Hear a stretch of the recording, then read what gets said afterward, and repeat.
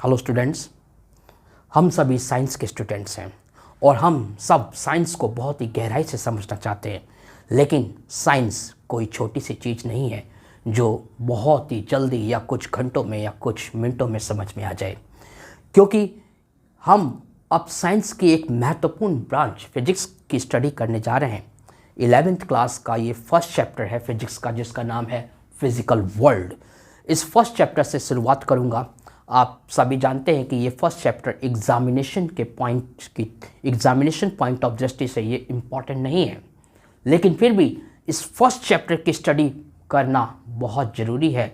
अगर आप फिजिक्स से प्यार करते हैं, अगर आप साइंस से प्यार करते हैं, अगर आप साइंस की नॉलेज को अच्छी तरीके से अपने माइंड में डीपली उतारना चाहते हैं, तो आपको इस फर्स्ट चैप्टर की स्टडी भी काफ़ी डीपली और डिटेल्ड में करनी चाहिए।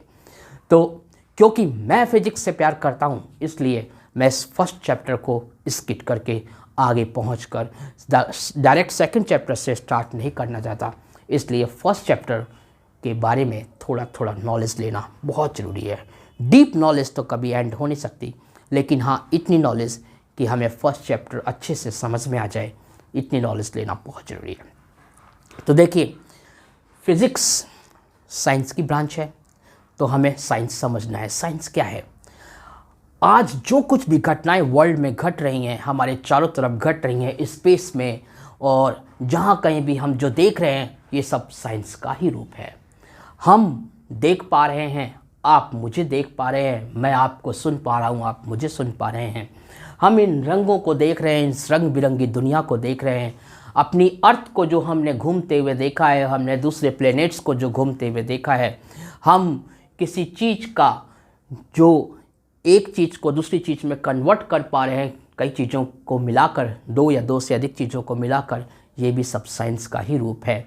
हम ये पहचान पाए कि पानी दो गैसों से मिलकर बना हुआ है, ये साइंस की ही देन है। हम जिस भी चीज़ की फील्ड में आज हम रोगों पे विजय पा रहे हैं, ये भी साइंस की देन है।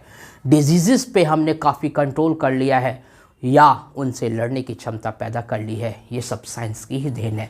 बिना साइंस के हम अपंग थे, हमारी ज़िंदगी एक नरक जैसी थी, हम एक जानवरों की ज़िंदगी जी रहे थे। हम एनिमल से आज एक नॉलेज से भरपूर ह्यूमन बीइंग बन चुके हैं, ये सब साइंस की ही देन है। तो इसलिए अगर आपको साइंस से प्यार है, तो साइंस की थियोरेटिकल स्टडी भी उतनी ही ज़रूरी है जितने न्यूमेरिकल क्वेश्चंस ज़रूरी हैं। तो देखिए, सबसे पहले बात करते हैं साइंस की। साइंस क्या होती है? The knowledge which humans have gained through observations and experiments when organised systematically is called science. जो नॉलेज ह्यूमन बीइंग किसकी मदद से देखता है?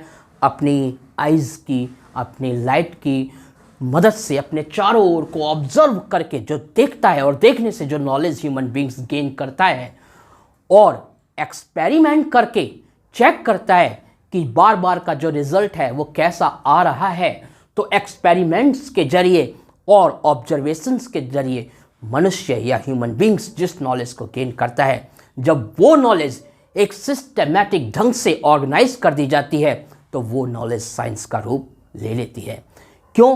क्योंकि साइंस का मीनिंग ही क्या है? टू नो, जानना। यहाँ पे बताया गया, the word science originates from the Latin verb scientia meaning to know।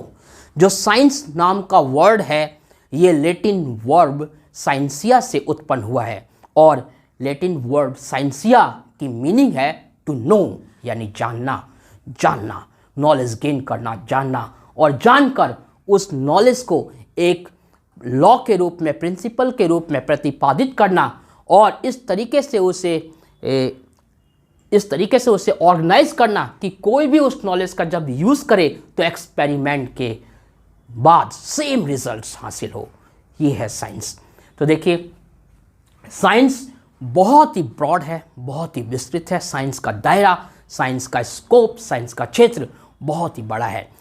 But science की जो गहराई से स्टडी तभी हो पाएगी क्योंकि साइंस, हर फील्ड में साइंस है। तो साइंस को अलग अलग फील्ड में जब बांटा जाए और उसका सीक्वेंस वाइज स्टडी की जाए, तब हम उसकी गहराई में, उसकी डेप्थ में पहुंच पाएंगे। तो broadly we can divide science into 2 branches. अगर हम एकदम ब्रॉडली देखें तो हम साइंस को 2 पार्ट्स में डिवाइड कर सकते हैं, 2 ब्रांचेस में डिवाइड कर सकते हैं। First physical sciences and second biological sciences. तो फर्स्ट है फिजिकल साइंसेस और सेकंड है बायोलॉजिकल साइंसेस। फिजिकल साइंसेस क्या है? The sciences which deal with non-living things are called physical sciences। जो साइंस नॉन लिविंग थिंग्स की स्टडी करवाता है या जिस साइंस में नॉन लिविंग थिंग्स की स्टडी की जाती है उस साइंस को हम फिजिकल साइंसेस कहते हैं। Physical sciences deal with matter and energy and allow us to describe the material universe in terms of weight, mass, volume and other standard objective measures. ये जो फिजिकल साइंसेस है, इस physical sciences में हम matter, energy, इन सब की study करते हैं and allow us to describe the material universe. और इस फिजिकल साइंसेस में जो मटेरियल यूनिवर्स है यानी मैटर से बना हुआ ये जो यूनिवर्स है, इस यूनिवर्स को हम डिस्क्राइब करते हैं वेट, मास, वॉल्यूम और दूसरे जो स्टैंडर्ड ऑब्जेक्टिव मेजर्स हैं उनके टर्म्स में।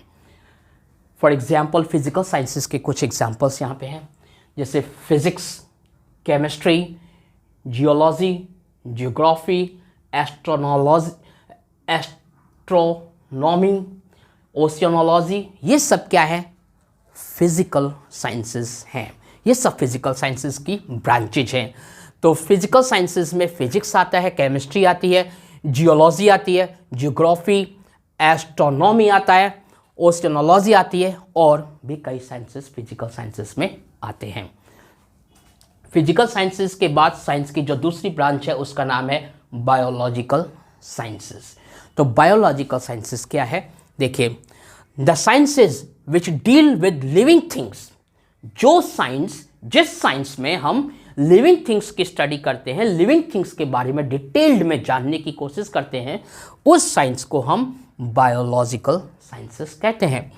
तो the sciences which deal with living things are called biological sciences. For example botany, zoology, ornithology, anthropology, entomology, forensic science etcetera. ये सब बायोलॉजिकल साइंसेस के एग्जाम्पल्स हैं। In biology, we learn about life, evolution, diseases, organisms, and many other aspects related to life on planet Earth. इस अर्थ, ये जो हमारा planet है, कौन सा? अर्थ, धरती, पृथ्वी। इस प्लेनेट अर्थ पे जितनी भी लाइफ एग्जिस्ट हैं, चाहे वो किसकी शेप में हो, चाहे वो एनिमल्स की शेप में हो या फिर प्लांट की शेप में हो, तो जितनी भी लाइफ एग्जिस्ट हैं उन लाइफ की स्टडी हम लाइफ साइंसेस या बायोलॉजिकल साइंसेस में करते हैं।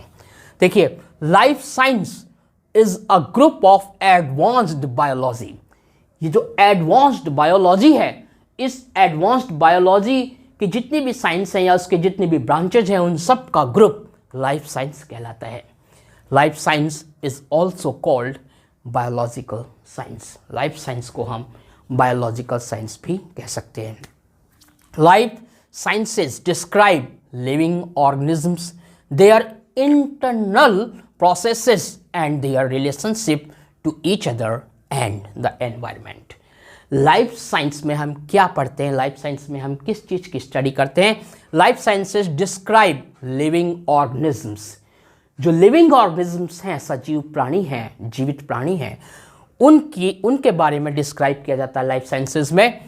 देयर इंटरनल प्रोसेसेस, उनके आंतरिक, उनकी बॉडी के अंदर या उनमें आपस में क्या प्रोसेसेस होते हैं उनकी स्टडी करते हैं, उनके बारे में हम नॉलेज गेन करते हैं। And their relationship to each other, और जो लिविंग ऑर्गेनिजम्स हैं उनके आपस में क्या रिलेशनशिप है उसकी स्टडी की जाती है।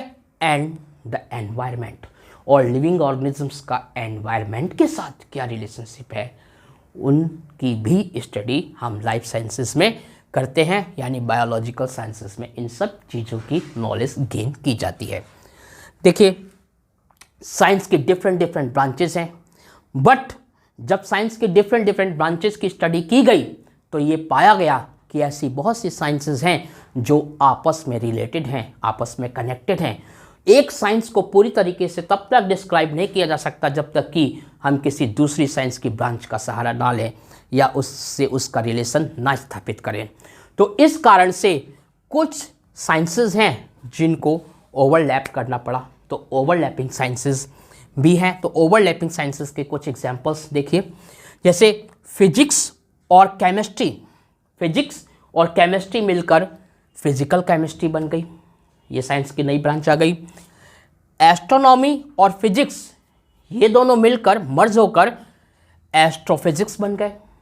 इसी टाइप से बायोलॉजी और केमिस्ट्री, इनका आपस में इंटर रिलेशन हुआ तो एक नई साइंस की ब्रांच आ गई, बायोकेमिस्ट्री या ऑर्गेनिक केमिस्ट्री। इसी टाइप से बायोलॉजी और जूलॉजी, इन दोनों को मिलाकर एक नई साइंस बना दी गई, पैलियोंटोलॉजी, इसका नाम पैलियोंटोलॉजी। इसी टाइप से बायोलॉजी और एस्ट्रोनॉमी प्लस फिजिक्स, इन तीन साइंस की ब्रांचेस को मिला के एक नई ब्रांच निकाल दी गई, वो है एस्ट्रोनॉटिक्स निकाल दिया गया। फिर जियोलॉजी प्लस केमिस्ट्री को मिलाकर जियो केमिस्ट्री बना दी गई, और जियोलॉजी और एस्ट्रोनॉमी इनको मर्ज करके, इनका ओवरलैपिंग करके एक नई साइंस निकली, एस्ट्रोजियोलॉजी। इस तरीके से साइंस की डिफरेंट ब्रांचेस और भी क्रिएट होती रहती हैं। तो देखिए, अभी हमने पढ़ा फिजिकल साइंसेस के कुछ एग्जाम्पल्स, जैसे physics, chemistry, geology, geography, astronomy, oceanology, और बायोलॉजिकल साइंसेस के कुछ एग्जाम्पल्स हमने यहाँ पढ़े। कौन से बायोलॉजिकल साइंसेस के एग्जाम्पल हमने पढ़े? Botany, zoology, ornithology, anthropology, entomology, forensic science. आइए इनके बारे में थोड़ी थोड़ी नॉलेज तो बनती है, क्योंकि ये ब्रांचेज आई, इनका बस नाम जान के हम छोड़ दें ऐसा भी नहीं हो सकता। तो कुछ नॉलेज, कुछ डेफिनेशन ज़रूर हमें पढ़नी चाहिए इनकी। तो देखिए, सबसे पहले फिजिकल साइंसेस में फर्स्ट आता है फिजिक्स। तो फिजिक्स क्या होता है? Physics is the branch of science which is devoted to the study of nature and natural phenomena and the laws which are described in nature and natural phenomena. Chemistry क्या है? Chemistry is a branch of science that studies the composition and properties of matter and the changes it undergoes. Chemistry के बाद geology की बात करते हैं. Geology is the science which deals with the physical structure and substance of the earth, their history and processes which act on them. फिर है geography. Geography क्या है? Geography is the study of physical features of the earth and its atmosphere and of human activity as it affects and is affected by these, including the distribution of populations and resources and political and economic activities. इसके बाद आता है astronomy. तो what is astronomy? The branch of science which deals with the celestial objects, space and the physical universe as a whole. तो इस branch को हम, science की इस ब्रांच को हम क्या कहते हैं? एस्ट्रोनॉमी कहते हैं। आगे कुछ और ब्रांचेज हैं, जैसे एस्ट्रोलॉजी। एस्ट्रोलॉजी क्या है? The study of the movements and relative positions of celestial bodies interpreted as having an influence on human affairs and the natural world. तो इस साइंस की ब्रांच को हम कहते हैं एस्ट्रोलॉजी। एस्ट्रोलॉजी के बाद आता है ओशियनोलॉजी। ओशियनोलॉजी क्या है? ओशियनोलॉजी को हम ओशियनोग्राफी के नाम से भी जानते हैं। Oceanology is the branch of technology and economics dealing with human use of the sea. Sea means समुद्र या महासागर, ओशियंस भी मान सकते हो। तो ओशियंस और सीज का यूज़ करके जो मनुष्य को जो भी फ़ायदा पहुंचता है टेक्नोलॉजी और इकोनॉमिक एक्टिविटीज़ का, तो उसकी जो स्टडी की जाती है कि किस तरीके से ओशियन और सीज से मानव को फ़ायदा पहुंचाया जा सके, तो वो सब हम ओशियनोलॉजी में करते हैं। फिर बायोलॉजिकल साइंसेस के जो ब्रांचेज हैं उनके बारे में थोड़ा सा जानने की कोशिश करते हैं। जैसे फर्स्ट आपको बताया गया बॉटनी, तो बॉटनी में हम किसकी स्टडी करते हैं? बॉटनी के बारे में बताया है कि the scientific study of the physiology, structure, genetics, ecology, distribution, classification and economic importance of plants. तो बॉटनी में हम खास तौर से प्लांट्स की स्टडी करते हैं। फिर है zoology, the scientific study of the behaviour, structure, physiology, classification and distribution of animals. Animals की स्टडी यहाँ जूलॉजी में की जाती है। फिर ornithology, the scientific study of birds, यानी बर्ड्स की जब साइंटिफिक स्टडी की जाती है तो साइंस की जिस ब्रांच के अंतर्गत की जाती है साइंस की उस ब्रांच को हम ऑर्निथोलॉजी कहते हैं। What is anthropology? Anthropology is the study of humans past and present to understand the full sweep and complexity of cultures across all of human history. Anthropology क्या होती है देखते हैं। Anthropology is the study of humans past and present to understand the full sweep and complexity of cultures across all of human history. Anthropology draws and builds upon knowledge from the social and biological sciences as well as the humanities and physical sciences. ये सारी चीज़ें anthropology में की जाती हैं। Anthropology के बाद है एंटोमोलॉजी। एंटोमोलॉजी में हम किसकी स्टडी करते हैं? The branch of zoology. Entomology एक तरीके से जूलॉजी की ब्रांच है। The branch of zoology concern with the study of insects. Zoology की वो ब्रांच जिसमें इंसेक्ट्स की स्टडी की जाती है उसको हम एंटोमोलॉजी कहते हैं, एंटोमोलॉजी। फिर है फॉरेंसिक साइंस। फॉरेंसिक साइंस का तो बहुत ही इंटरेस्टिंग साइंस है, इसका आपने नाम सुना होगा। तो देखिए, forensic science is an umbrella term. Forensic science is an umbrella term that has various areas under it. Forensic science एक ऐसा umbrella term है जिसके जैसे बारिश में छाते के नीचे एक व्यक्ति आ गया, कई बार दो आ जाते हैं, कई बार तीन आ जाते हैं एक ही छाते के नीचे, उसी टाइप से ये जो फोरेंसिक साइंस है ये एक अम्ब्रेला टर्म है जिसने अपने अंडर में कई साइंसों को रख रखा है, क्योंकि फॉरेंसिक साइंस के तहत कई साइंसेस के एक साथ स्टडी करनी पड़ जाती है।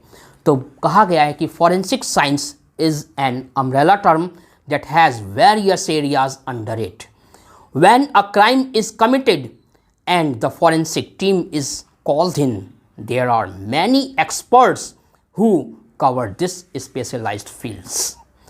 Although all these people could be considered forensic scientists, they have specific areas that they work in.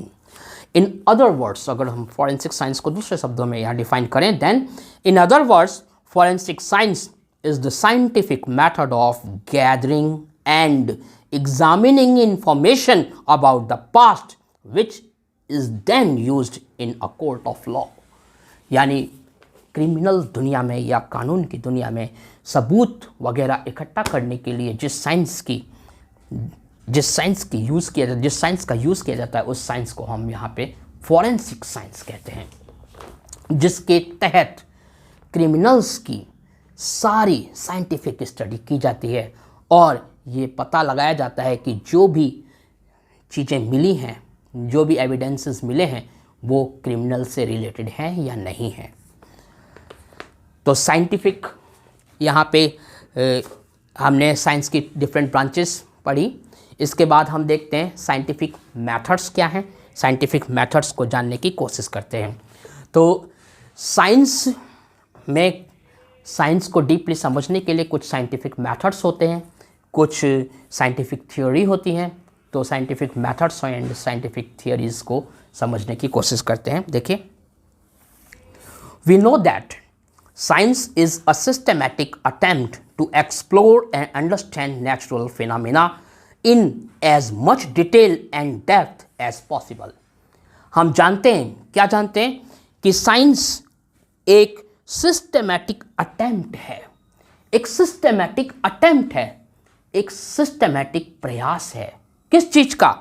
To explore and understand natural phenomena in as much detail and depth as possible.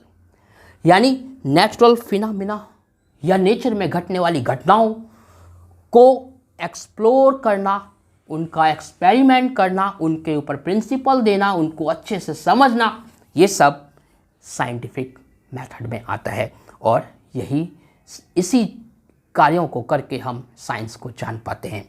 The knowledge so gained is used to predict. यहाँ पे ये इस तरीके से जो knowledge gain की जाती है उसके बारे में बताया गया है। The knowledge so gained is used to predict, modify and control the phenomena. इस प्रकार जो नॉलेज गेन की जाती है उस नॉलेज का उपयोग प्रिडिक्शन के लिए, यानी भविष्यवाणी करने के लिए, या फिर किसी चीज़ को मॉडिफाई, उसमें सुधार लाने के लिए किया जाता है, या फिर जो नेचुरल फिनोमेना होने वाला है या हो रहा है उसको नियंत्रित करने के लिए, उसको कंट्रोल करने के लिए किया जाता है। The scientific methods involve the following steps. जो साइंटिफिक मैथड्स हैं उसमें कुछ स्टेप्स आते हैं। वो स्टेप्स कौन कौन से हैं आइए जानते हैं। फर्स्ट स्टेप बताया गया है ऑब्जर्विंग अ फिजिकल फिनोमेना। सबसे पहला सबसे पहला स्टेप है ऑब्जर्विंग अ फिजिकल फिनोमेना। जो भी फिजिकल फिनोमेना हो रहा है, जो भी भौतिक परिघटनाएं घट रही हैं, उनको बहुत ही ध्यान से समझने के लिए, उसको डीपली समझने के लिए ऑब्जर्व करना। और ये काम एक स्पेसिफाइड लोग जो साइंटिफिक फील्ड के होते हैं वही करते हैं। Taking a huge number of readings normally at laboratory level. और क्या करना, किसी भी हम फिनोमेना के बारे में अगर कोई हमने प्रिंसिपल बनाया या हम कोई बात रख रहे हैं तो उसको एक्सपेरिमेंट करके, एक बार नहीं कई बार उसको बार बार रिपीटिशन करके एक्सपेरिमेंट्स का, और हर बार के एक्सपेरिमेंट से जो रिजल्ट आया उसकी रीडिंग करना, उसको नोट डाउन करना, उसका रिकॉर्ड बनाना भी शामिल है इसमें साइंटिफिक मेथड में। Third point, study the observations to look out for a logical relationships. जो भी ऑब्जर्वेशंस हैं उनकी स्टडी करना, अच्छी तरीके से उनका अध्ययन करना, ताकि एक लॉजिकल रिलेशनशिप्स स्थापित किया जा सके अपने साइंटिफिक रूल के लिए। Suggesting a hypothesis which gives a logical relationship. Suggesting a hypothesis क्या होता है? हाइपोथेसिस एक प्रकार से सपोजिशन है, एक कल्पना है। तो suggesting a hypothesis which gives a logical relationship between the observations. जो भी ऑब्जर्वेशंस हैं, ऑब्जर्वेशंस और लॉजिकल रिलेशनशिप्स हैं, उनके बीच में बोला गया है suggesting a hypothesis which gives a, hypothesis देना मतलब कुछ अपनी सपोजिशंस, कुछ कल्पनाएं देना, लेकिन वो कल्पनाएं एकदम कोरी कल्पना ना हो, वो ऐसी कल्पना हो जो प्रयोग के द्वारा जिसके सही होने की संभावना बनती हो। भले ही वो गलत हो जाए, लेकिन आपकी दृष्टि से आप जो कहना चाहते हैं उसकी संभावना बनती हो, ताकि उसको जांच किया जा सके, उसका एग्जामिन किया जा सके with the help of experiments. तो हाइपोथेसिस देना, और ये हाइपोथेसिस क्या करेगी? Which gives a logical relationship. ये हाइपोथेसिस एक लॉजिकल रिलेशनशिप हमें देगी, किस? बिटवीन ऑब्जर्वेशंस, ऑब्जर्वेशंस के बीच में। जो भी ऑब्जर्वेशंस हम देख रहे हैं उस ऑब्जर्वेशंस और साइंस के बीच में एक लॉजिकल रिलेशनशिप स्थापित करेगी ये hypothesis. Next point, testing the hypothesis by performing a number of experiments. जो हाइपोथेसिस दी गई हैं, जो कल्पनाएं रखी गई हैं साइंटिस्ट्स के द्वारा, उन पर उन कल्पनाओं के आधार पर उन्होंने जो सिद्धांत दिए हैं, जो प्रिंसिपल्स दिए हैं, जो लॉज उन्होंने बनाए हैं, उनको चेक करना कैसे? एक्सपेरिमेंट्स के द्वारा। और एक एक्सपेरिमेंट करके नहीं, उनको बार बार रिपीटिशंस करना एक्सपेरिमेंट्स का, और ये चेक करना कि हर बार का एक्सपेरिमेंट सेम रिजल्ट देता है या नहीं। अगर हर बार का एक्सपेरिमेंट सेम ही रिजल्ट दे रहा है, तभी वो साइंस में इंक्लूड किया जाएगा एक प्रिंसिपल के रूप में, एक लॉ के रूप में। अदरवाइज उस हाइपोथेसिस को हम डिक्लाइन कर देंगे, उसको साइंस में इंक्लूड नहीं करेंगे। जो नेक्स्ट और लास्ट स्टेप्स है यहाँ पे, वो है theoretically accounting for errors. Theoretically accounting for errors awkward while experimenting on the basis of suggested hypothesis. यानी जो भी सजेस्टेड हाइपोथेसिस है, उस हाइपोथेसिस के आधार पे जो भी एक्सपेरिमेंट किए गए हैं, वो एक्सपेरिमेंट हमें थियोरेटिकली चेक करना है कि वो एरर फ्री है या नहीं है, उनमें एरर आता है या नहीं है आता है। अगर उनमें एरर फ्री है, वो एकदम सही हाइपोथेसिस हो रही है, तो कोई हर्ज नहीं, फिर उसको हम क्या मान सकते हैं? उसको साइंस मान सकते हैं, साइंस का एक प्रिंसिपल मान सकते हैं, साइंस का एक रूल मान सकते हैं। तो ये कुछ स्टेप्स थे साइंटिफिक मेथड्स के और साइंटिफिक थ्योरीज के। तो देखिए, साइंटिफिक थ्योरीज के बाद कुछ और भी बातें हैं जो बहुत इम्पॉर्टेंट है जानने के लिए। बताया गया है, science is ever dynamic. Science is ever dynamic. Science सदा ही गतिशील रहा है, गतिमान रहा है। साइंस कभी रुका नहीं। क्यों? क्योंकि साइंस हमेशा आगे बढ़ता रहा, अपनी खोज को और एक्सपेंड करता रहा, और जो उसने खोजा, उस खोज पे भी नए साइंटिस्ट दोबारा रिसर्च करते रहे कि कहीं उसमें कुछ छूट तो नहीं गया, कुछ कमी तो नहीं रह गई। तो science is ever dynamic. There is no final theory in science. Science में कोई भी ऐसी थियोरी नहीं है जिसे फाइनल करार दे दिया गया हो कि यही थ्योरी है, मतलब इसमें कुछ गलत नहीं हो सकता। हर साइंटिस्ट जो एक नई सोच रखता है और जो बहुत ही कुछ नया करना चाहता है, वो किसी थ्योरी को उठाता है और उसमें कुछ नया देख लेता है जो पहले वाले साइंटिस्ट ने नहीं देखी होती है। और जो नया कुछ वो ऑब्जर्व करता है उस सेम थ्योरी में जो पहले से दी गई है किसी और साइंटिस्ट के द्वारा, और वो चीज़ जो उसने ऑब्जर्व की अगर वो उस थ्योरी में नहीं आती है, तो वो उस थ्योरी को कहता है कि ये थ्योरी परफेक्ट नहीं है, और वो अपनी एक न्यू थ्योरी देता है जिसमें वो बात भी शामिल होती है और पिछली बात भी इंक्लूड होती है। या अगर पिछली बात वो तर्कसंगत नहीं थी अभी तक और फिर भी हम उसे स्टडी कर रहे थे, तो उसे फिर हटा दिया जाता है, उसे निकाल दिया जाता है और न्यू थ्योरी को स्वीकार कर लिया जाता है, एक्सेप्ट कर लिया जाता है। और कई बार ऐसा भी होता है कि कोई साइंटिस्ट रिसर्च कर रहा है और वो न्यू थ्योरी दे रहा है, पहले वाली थ्योरी जो एग्जिस्ट है पहले से, बट उसने जो न्यू थ्योरी दी वो उसकी न्यू थ्योरी लॉजिकल नहीं है, वो सही नहीं बैठ रही एक्सपेरिमेंट्स पे, तो उसको हटा दिया जाता है और जो पुरानी थ्योरी है वो एज इट इज़ रहती है। तो ये होता है, बोला गया there is no final theory in science and the unquestioned authority amongst scientists. साइंटिस्टों के बीच में कोई भी अनक्वेश्चन्ड अथॉरिटी नहीं है, यानी कोई ऐसी अथॉरिटी नहीं है जिस पे कोई सवाल ना उठा सके। हर साइंटिस्ट जो भी कोई लॉ या प्रिंसिपल देता है, सब पे सवाल उठाया जाता है यह चेक करने के लिए, यानी कोई कुछ कहे और आंख बंद करके उस पर विश्वास नहीं किया जाता। इसी को ही साइंस कहते हैं, यानी किसी भी बात पे अंधविश्वास ना करना ही साइंस है। उस बात को चेक करना एक्सपेरिमेंट के द्वारा ट्रुथ उसका चेक करना कि वो सत्य है या नहीं है, और जब चेक करके उसको परख लेना कि हाँ हर बार के एक्सपेरिमेंट से ये सत्य आता है, ये एक लॉ है, तब उसे साइंस में स्वीकार किया जाता है। यही साइंस बुद्ध की भी थे। बुद्ध ने कहा था कि किसी भी बात पे जो आपकी बुद्धि, तर्क, ज्ञान और सत्यता तथा परिस्थिति के अनुरूप सही ना लगती हो, आपको सही ना लगती हो, उस पे विश्वास मत कीजिए। उस पे तब तक विश्वास मत कीजिए जब तक वो बात आपकी बुद्धि, तर्क, ज्ञान, विज्ञान, सत्यता और परिस्थिति की कसौटी पे खड़ी ना उतरे। तो यही तो साइंस है।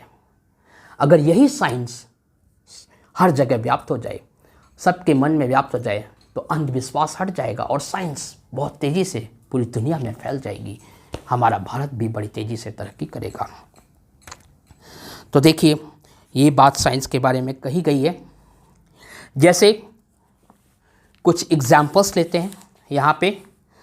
The concept of flat earth was replaced by the concept of spherical earth from the observations of distant ships in a sea. जैसे समुद्र यात्राएं पहले की गई, स्टार्टिंग में पहली बार समुद्र यात्रा की गई, दूसरी बार समुद्र यात्रा की गई। इस तरीके से जब समुद्र यात्राएं की गई तो पहले इस अर्थ को चपटा माना जाता था या किसी और शेप में माना जाता था, लेकिन जब समुद्र यात्रा की गई तो देखा कि जिस प्लेस से आपने चलना स्टार्ट किया था वापस घूम के वहीं आ गए। तो इससे ये अनुमान लगाया गया कि जो हमारी अर्थ है ये स्फेरिकल है, गोल है। Second, geocentric theory imagining earth to be at the centre of the universe was replaced by heliocentric theory imagining sun to be stationary and all planets revolving around it। पहले जियोसेंट्रिक थ्योरी दी गई और geocentric theory में ये imagine किया गया कि अर्थ पूरे universe का सेंटर है, अर्थ पूरे यूनिवर्स का सेंटर है। लेकिन इस जियोसेंट्रिक थ्योरी को फिर रिप्लेस कर दिया गया, इसकी जगह पर दूसरी थ्योरी दी गई और वो थ्योरी है हेलियोसेंट्रिक थ्योरी। ये जो हेलियोसेंट्रिक थ्योरी है इसमें यह माना गया कि सन टू बी स्टेशनरी, सन रुका हुआ है, and all planets revolving around it, और सभी प्लैनेट्स सन के चारों ओर रिवॉल्व कर रहे हैं। उसके बाद the corpuscular theory of light, corpuscular theory of light given by Newton के द्वारा कॉर्पस्कुलर थ्योरी ऑफ लाइट दी गई और इस कॉर्पस्कुलर थ्योरी ऑफ लाइट को रिप्लेस कर दिया गया सबसे पहले किसके द्वारा? हाइगन्स के द्वारा।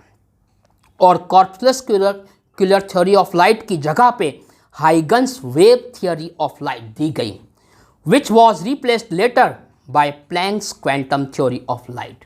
और फिर उसको भी रिप्लेस कर दिया गया किस थ्योरी, मतलब Huygens wave theory of light को रिप्लेस कर दिया गया और वहाँ पे आ गई Planck's quantum theory of light.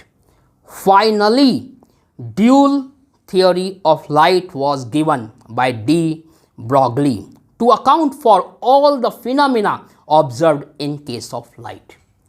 और अंत में ड्यूल थ्योरी ऑफ लाइट दी गई डी ब्रॉगली के द्वारा, यह पता लगाने के लिए कि ये जितने भी फिनोमिना ऑब्जर्व किए जा रहे हैं लाइट के, वो एकदम सही इसी थ्योरी में आते हैं। इसलिए ड्यूल थ्योरी ऑफ लाइट दी गई डी ब्रॉगली के द्वारा। थस इस प्रकार in science the approach is always open minded. Science में जो अप्रोच होता है, साइंस में जो पहुंच होती है, साइंस जहां तक पहुंचने की कोशिश करता है वो सब ओपन माइंडेड है, in which no points of view are overlooked without logical reasons, जिसमें किसी भी बात को बिना लॉजिकल रीजन के ओवरलुक्ड नहीं किया जाता। In fact all theories of science have to be updated. वास्तविकता यह है कि साइंस की प्रत्येक थ्योरी अपडेटेड की जाती है या अपडेटेड हो जाती है साइंटिफिक रिसर्च के द्वारा। वेयर वैन एवर रिक्वायर्ड, और ये अपडेटेड तब होती जब कभी भी रिक्वायरमेंट होती है या किसी के द्वारा कोई नया प्रयास किया जाता है। So that they are consistent with all the experimental data collected by that time, ताकि ये उस सभी कलेक्टेड डेटा के अनुरूप हों जो डेटा उस समय कलेक्ट किया गया, जिस समय ये नई खोज या नया प्रयास किया गया हो साइंस की पुरानी थ्योरी पे वर्क करने का। तो इस तरीके से हमने यहाँ पे किसको समझा, साइंटिफिक मेथड्स को समझा। अब हम देखते हैं कुछ क्वोटेशंस दिए गए हैं कुछ साइंटिस्ट के द्वारा इस साइंस के बारे में, इस फिजिक्स के बारे में, जो बहुत ही सराहनीय हैं, बहुत ही अद्भुत हैं। देखिए, according to Albert Einstein, Albert Einstein ने कहा, क्या कहा, the most incomprehensible thing, Albert Einstein कहते हैं the most incomprehensible thing about the world is that it is comprehensible. Albert Einstein ने यह कहा इस साइंस के बारे में, फिजिक्स के बारे में, कि सबसे अधिक अबोध या अनजान बात यह है इस संसार के बारे में। अल्बर्ट आइंस्टाइन ने कहा इस संसार के बारे में सबसे अधिक अबोध या अनजान बात यह है कि यह संसार जानने योग्य है या जाना जा सकता है। उसके बाद गेरोल्ड हॉल्टन नाम के साइंटिस्ट हुए, गेरोल्ड हॉल्टन। तो according to Gerald Holton, science is ever unfinished quest to discover all facts, the relationship between things and the laws by which the world runs. Gerald Holton कहते हैं कि science सदा ही एक कभी ना खत्म होने वाली खोज है, जिसमें खोज की जाती है सभी तथ्यों की, उन संबंधों की जो वस्तुओं या किसी नियमों के बीच संबंध स्थापित करता है, जिससे कि ये संसार चलता है। और एक फेमस फिलॉसफर हैं, और फेमस फिलॉसफर जिनका नाम है बर्ट्रैंड रसेल, बर्ट्रैंड रसेल। तो a famous philosopher Bertrand Russell comments on science as follows. ये बर्ट्रैंड रसेल साइंस के ऊपर कमेंट करते हुए बोलते हैं, we know very little and yet it is astonishing that we know so much, and still more astonishing that so little knowledge of science can give us so much power. Bertrand Russell कहते हैं कि हम इस संसार के बारे में बहुत ही थोड़ा जानते हैं, लेकिन हमें आश्चर्य तब होता है कि ये थोड़ा सा ज्ञान भी हमें इतनी अद्भुत पावर देता है, हमें इतनी अद्भुत शक्ति देता है, जिससे कि हमें लगता है कि हम सब कुछ जान गए हैं, लेकिन फिर भी हमने अभी अपनी नॉलेज का बहुत ही छोटा पार्ट गेन किया है। और जैसे जैसे हम इस नॉलेज को गेन करते रहते हैं, हमारे अंदर एक पावर, एक एनर्जी, एक क्षमता, एक ऐसी अद्भुत क्षमता पैदा हो जाती है जिससे कि हम इस नॉलेज को और अधिक समझ सकते हैं और अनंत काल तक समझते रहेंगे।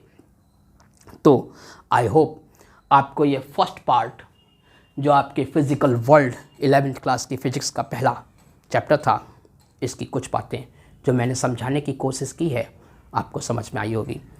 मैं आपको बहुत ही डीप स्टडी प्रोवाइड करवाऊंगा, डीप नॉलेज, थ्योरीज़ के साथ साथ हर एक इम्पॉर्टेंट न्यूमेरिकल्स भी, उसके सॉल्यूशंस भी आप मेरे इस चैनल पे पाएंगे।